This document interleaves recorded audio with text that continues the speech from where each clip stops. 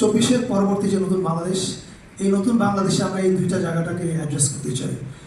আজকে আমরা যে জায়গা নিয়ে কাজ করছি সেটা হচ্ছে সংস্কৃতি, অর্থাৎ আমরা আমাদের যে ঐশ্বর্য আছে সেই ঐশ্বর্যকে আমরা সেলিব্রেট করতে চাই।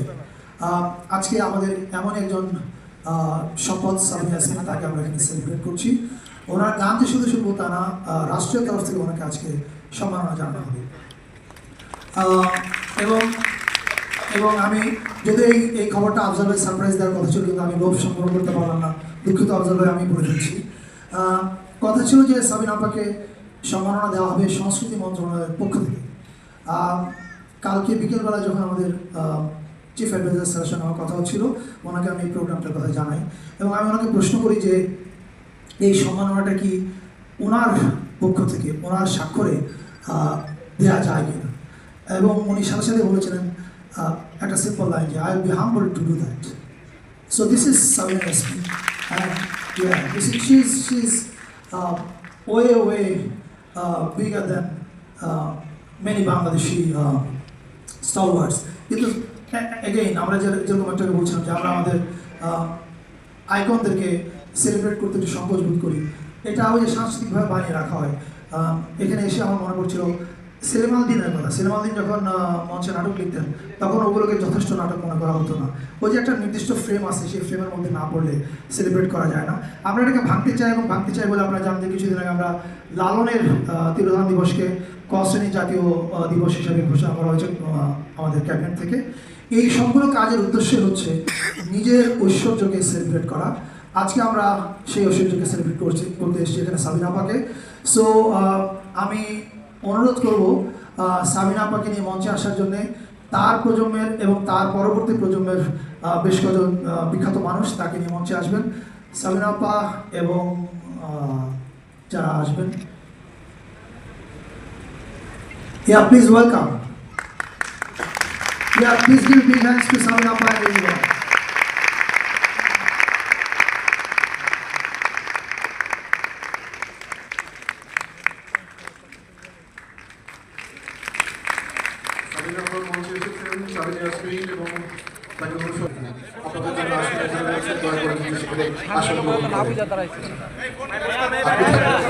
আজকের অনুষ্ঠানের মাধ্যমে আপনাকে যারা অনুসরণ করে এসেছে তারা আজকের অনুষ্ঠানের বিশেষ আকর্ষণ। সবাইকে অনুরোধ করি আসন গ্রহণ করার জন্য। পুরো অনুষ্ঠান জুড়ে আপনারা থাকবেন আমাদের সঙ্গে। অর্থবড়ুয়া, আগুন, আমরা একটু এগিয়ে দাঁড়াই।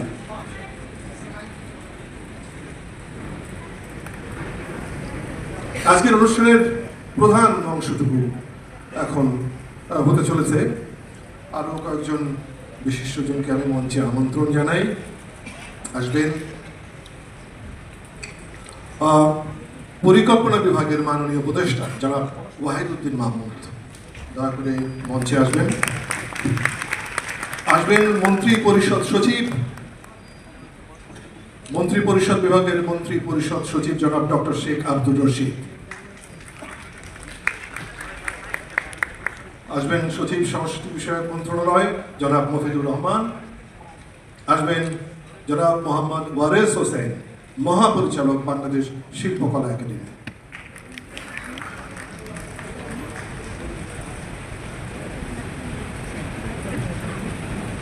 আমরা জোরে করতালি দিয়ে সম্মানিত অতিথিবর্গকে স্বাগত জানাই।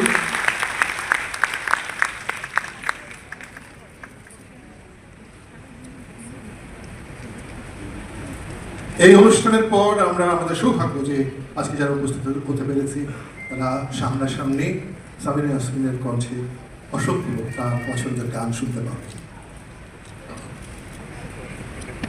তার আগে এই সম্মাননা পর্ব আমাদের দেশের এই উজ্জ্বল নক্ষত্র, আমাদের গৌরব সাবিনা ইয়াসমিনকে উত্তরীয় পরিয়ে দেবেন পরিকল্পনা বিভাগের মাননীয় উপদেষ্টা জনাব ওয়াহিদুদ্দিন মাহমুদ।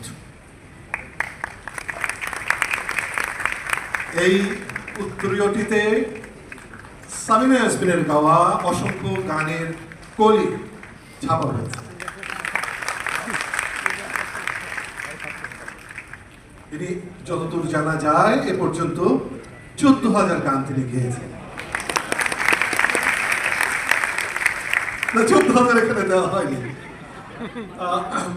এরপর সম্মাননা, আমি মাননীয় উপদেষ্টা পরিকল্পনা বিভাগের মাননীয় উপদেষ্টা জনাব ওয়াহিদুদ্দিন মাহমুদকে সাবিনা ইয়াসমিনের হাতে সম্মাননা তুলে দিতে অনুরোধ করি।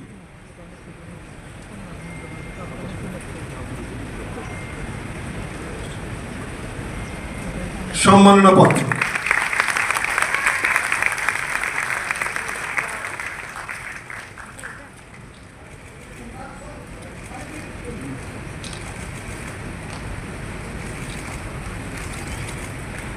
একটু আগেই সংস্কৃতি বিষয়ক মাননীয় উপদেষ্টা মোস্তফা সরোয়ার ফারুকী যে গল্পটি করছিলেন, যে এই প্রসঙ্গে যখন আলাপ আলোচনা চলছিল তখন সম্মানিত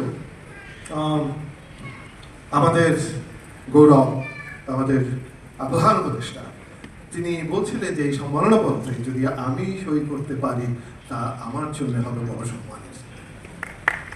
এই হচ্ছে সম্মানীয় জনের প্রতি সম্মানীয় জনের সম্মান প্রদর্শন।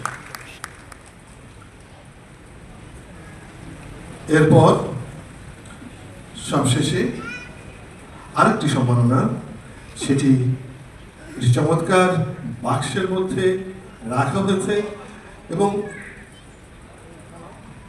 এটি শুধু সম্মানীয় সাবিনা ইয়াসমিনই জানবেন কি আছে এর মধ্যে।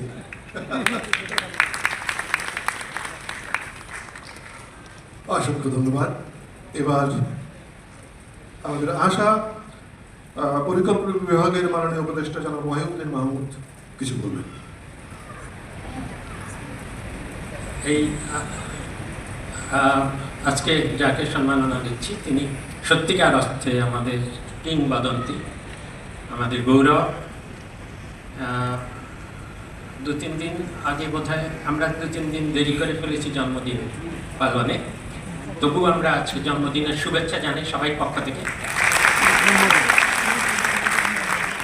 অন্তর্বর্তী সরকারের পক্ষ থেকেও, ডক্টর প্রফেসর ইউনূসের পক্ষ থেকেও। আজকে যে ফারুকীর আমার সহকর্মী মোস্তফা ফারুকীর এই আয়োজন করেছে তার মন্ত্রণালয়ের, সেজন্য ধন্যবাদ। আজকে আমরা যাকে সম্মাননা দিচ্ছি তাকে পরিচয় করে দেওয়ার কোনো সুযোগ নেই। তিনি আসলেই আমাদের কিংবদন্তি। তিনি কিংবদন্তি আমি এই অর্থে বলবো যে এমনকি আমার প্রজন্ম 60-এর দশকের শেষ ভাগ, আমি যখন বিশ্ববিদ্যালয়ের ছাত্র ছিলাম এবং তরুণ অধ্যাপক ছিলাম, ঠিক তখনই সেটা ছিল বাংলা ছায়াচিত্র, শিল্প, সঙ্গীত, সাহিত্য সব কিছুর একটা স্বর্ণ যুগের সূচনা ছিল তখন। এবং সেই যুগে আমাদের মুখে মুখে গুনগুন করে অন্তত আমরা যে গানগুলো সবসময় গাইতাম সেগুলোর অধিকাংশই সাবিনা ইয়াসমিনের গান। এবং আমি বলতে পারি যে আপনার সাথে সরাসরি পরিচয় আমার প্রজন্মের অনেকের ছিল না, আমরা ভিন্ন ভুবনের মানুষ, কিন্তু আপনার সাথে আমরা গুনগুন করে আপনার গানটাই গেতাম। শুধু গান গিয়ে হঠাৎ দেখা সে কি শুধু অভিনয়। এখানে বুঝতে পারেন যে ডক্টর ইউনূস থেকে শুরু করে তিনি আমারও 6 বছরের বড়, তারপর আমি, তারপর আরও পরের প্রজন্ম, আমার এখানে যে উপদেষ্টা মণ্ডলী আছেন তারাও অনেকে আপনার সাথে সরাসরি পরিচিত না, কিন্তু আপনার গানগুলোই গুনগুন করে গান। আরেকটি বিষয়, আমার শুধু আপনার অসংখ্য গানের মধ্যে আমার বলতে হবে জাতীয়ভাবে আমরা সম্মান দিয়েছি একটি গান দিয়ে।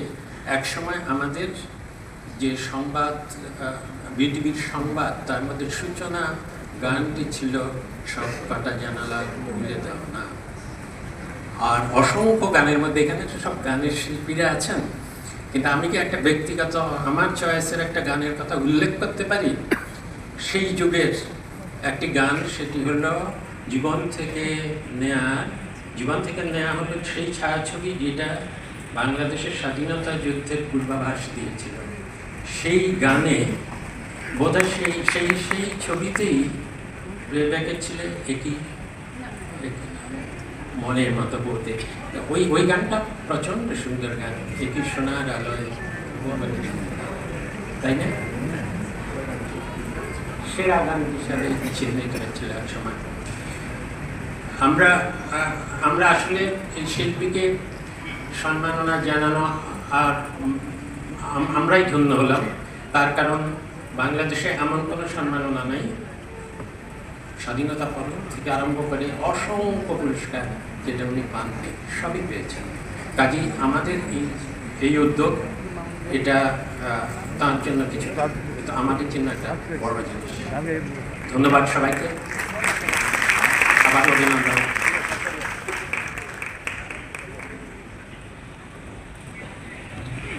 অসংখ্য ধন্যবাদ।